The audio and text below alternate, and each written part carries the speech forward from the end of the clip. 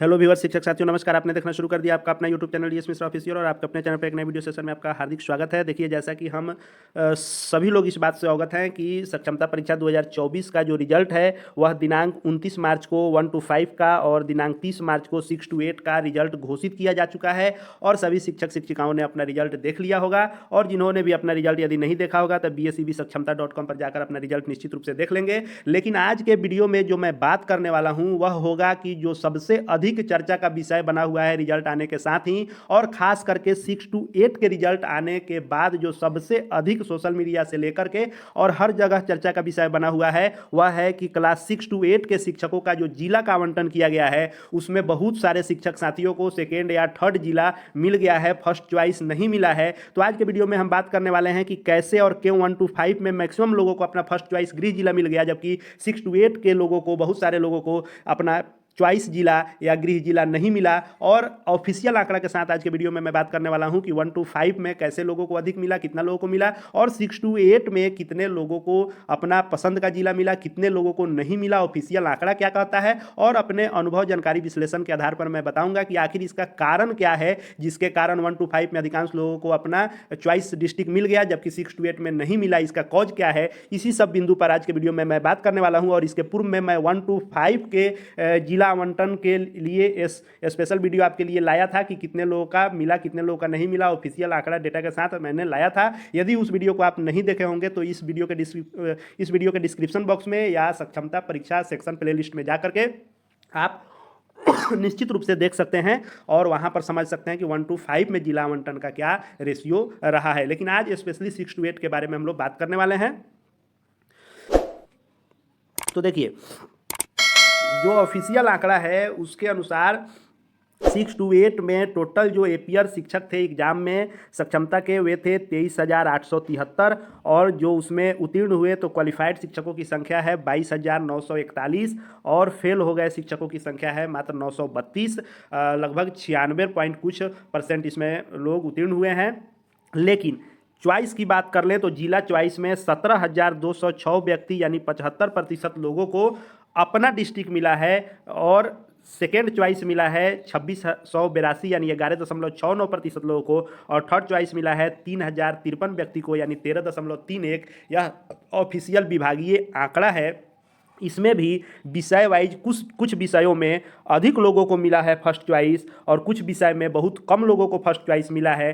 तो आखिर इसका कारण क्या है कि यहाँ एक आंकड़ा उससे पहले हम लोग देख लें कि देखिए 1 to 5 का जो रिजल्ट 29 तारीख को 1 to 5 का घोषित किया गया, जिसमें आपको टोटल जो बैठने वाले शिक्षकों की संख्या एग्जाम में है वह 1,48,845 था, जिसमें से 1,39,010 व्यक्ति यानी 93.39% लोग उत्तीर्ण हुए। लेकिन इनके जिला आवंटन की बात कर लें तो 1 to 5 में जो जिला आवंटन का रेशियो है उसको आप यहाँ देख लीजिए कि फर्स्ट चॉइस पाने वाले 92.62% लोग हैं, सेकेंड चॉइस पाने वाले 4.58% लोग हैं और थर्ड चॉइस पाने वाले 2.79% हैं, यानी लगभग 93% लोगों को अपना फर्स्ट चॉइस मिल गया है। जबकि यहाँ 6 to 8 की बात कर लें तो 6 to 8 में 75% लोगों को ही फर्स्ट चॉइस मिला है। इसमें भी बहुत सारे विषयों में 60, 65, 70% ही मिला होगा और कुछ विषयों में 80 मिला होगा या उससे ऊपर मिला होगा फर्स्ट चॉइस। लेकिन ओवरऑल जो आपको फिजिकल एजुकेशन वाले को मिला लें तो जो 7 विषय की परीक्षा हुई थी, 6 या 7 विषय की, उसमें फर्स्ट चॉइस ओवरऑल आंकड़ा में 75% लोगों को मिला है। तो हम लोग यह जानने का कोशिश करेंगे कि आखिर ऐसा क्यों हुआ है कि 1 to 5 में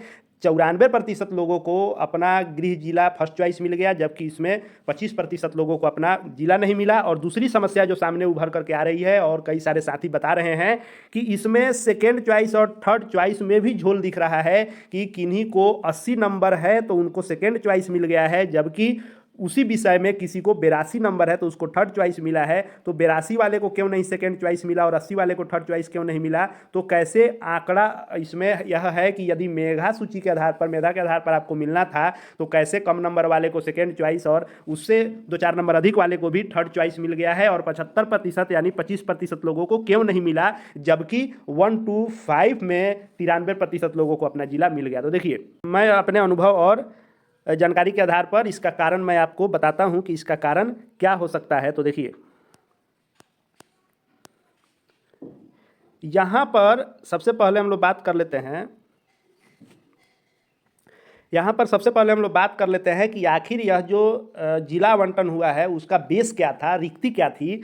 तो देखिए, इसकी कोई नई रिक्ति नहीं बनाई गई थी और इसके रिक्ति का काउंट पहले से कोई नहीं था। इसको रिक्ति बिहार बोर्ड ने ऐसे माना है कि जैसे मान लीजिए 1 to 5 में 1,48,845 लोग परीक्षा में शामिल हुए और 1,39,010 व्यक्ति पास हुए, तो बिहार बोर्ड ने 1,39,010 रिक्ति मान लिया 1 to 5 के लिए। इसमें अब डिस्ट्रिक्ट वाइज जितने लोग पास किए उतनी रिक्ति उस जिले में मान ली गई। देखिए, इत्मीनान से समझिएगा फैक्टर क्या है इसमें।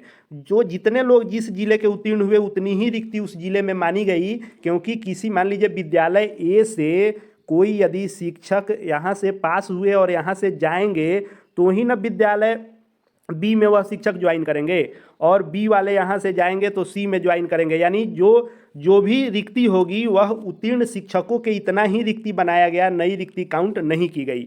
तो अब बात आता है कि आखिर 1 to 5 में जो है वह 1 to 5 में कैसे 93% लोगों को अपना गृह जिला या फर्स्ट चॉइस मिल गया। तो देखिए, इसमें फैक्टर यह है कि 1 to 5 में जो लोग उत्तीर्ण किए उसमें अधिकांश संख्या जो था वह 2003 से लेकर 2010 तक जो टीईटी से पूर्व के बहाल नियोजित शिक्षक थे वे थे, और जो कुछ संख्या था वह टीईटी वाले का था।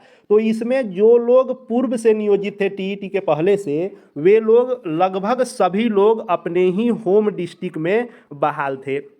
तो जब वे 2003 से 2010 वाले, और टीईटी में भी अगर 1 to 5 की बात कर लें तो इसमें अधिकांश लोग अपने होम डिस्ट्रिक्ट में ही पोस्टेड थे। तो चूंकि जो अपने जिला में पोस्टेड थे और परीक्षा में उत्तीर्ण हुए, तो ये 1,39,010 व्यक्ति में जो भी अपने जिला में उत्तीर्ण किया वह सारी रिक्ति वहाँ पर क्रिएट हुई।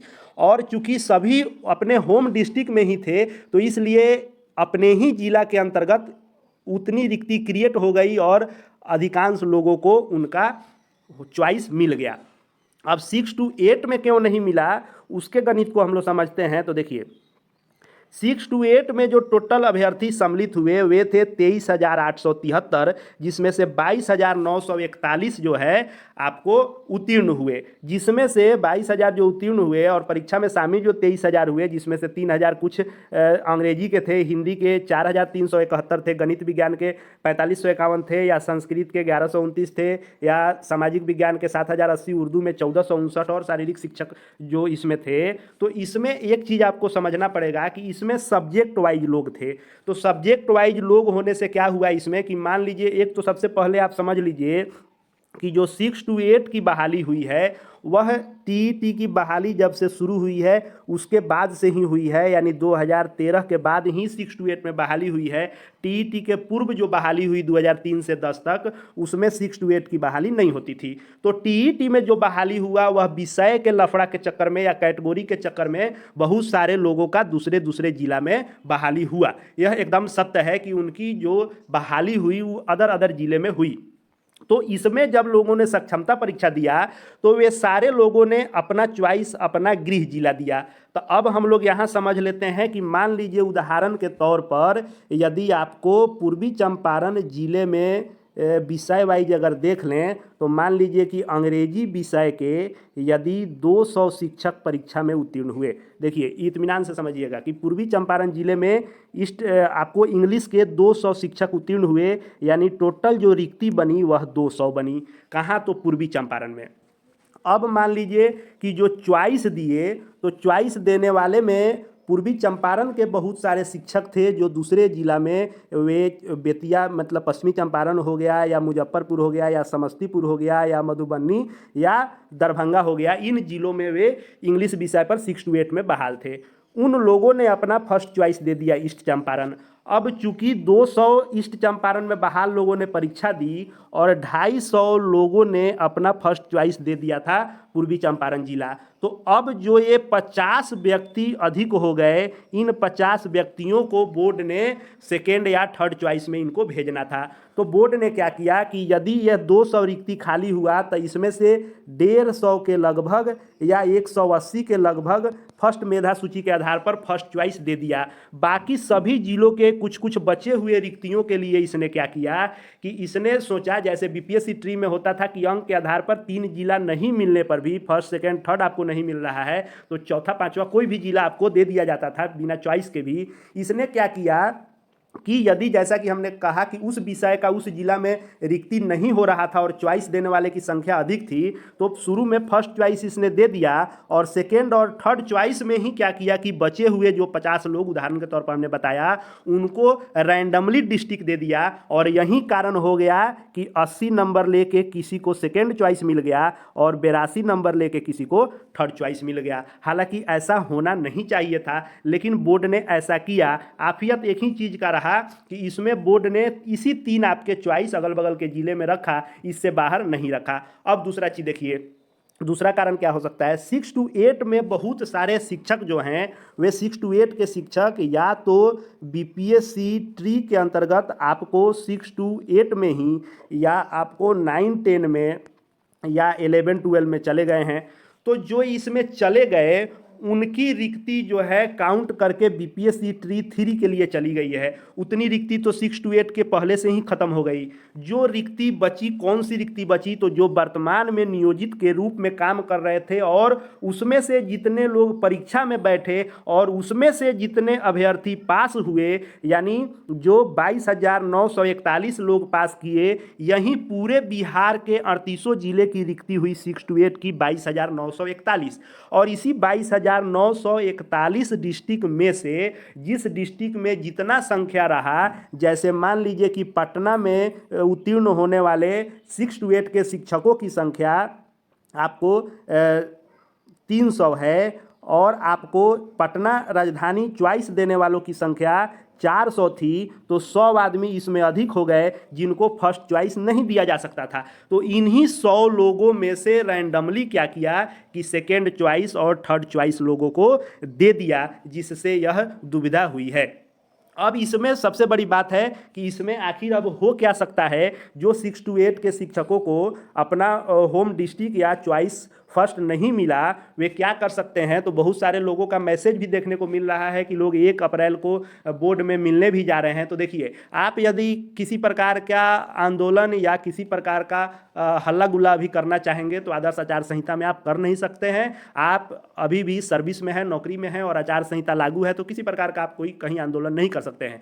आप इसमें कर सकते हैं कि आप पत्राचार के माध्यम से शिक्षा विभाग और बिहार बोर्ड के पास अपनी समस्या को रख सकते हैं और उस पर विभाग या बिहार बोर्ड आपको सुन सकता है। और मान लीजिए रिक्ति की कमी नहीं है, लेकिन उसके लिए नई रिक्ति क्रिएट करना उतना आसान भी नहीं है। कोई भी बहाली के लिए नई रिक्ति बनानी सरकार को पड़ेगी, कैबिनेट इत्यादि से पास करके, जो अभी संभव दिख नहीं रहा है। तो जो 22,941 रिक्ति है, अगर इस रिक्ति में जिला वाइज आवंटन में किसी प्रकार की यदि गड़बड़ी बिहार बोर्ड के द्वारा हुई है या यदि टंकनीय भूल जिसको कहते हैं, यदि आवंटन में ऑफिस से किसी प्रकार की कमी हुई है तो उसको वह फिर से रिव्यू करके ठीक कर सकता है। बाद बाकी अगर रिक्ति के अनुसार किया होगा और रिक्ति नहीं मिल पाई होगी चॉइस जिले में, जैसा कि हमने बताया कि किसी जिला में यदि 200 लोग उत्तीर्ण हुए तो रिक्ति 200 बनी, लेकिन 250 लोग यदि चॉइस फर्स्ट में उस जिला को दे दिए थे तो 50 आदमी अधिक हैं और इस 50 व्यक्ति को चॉइस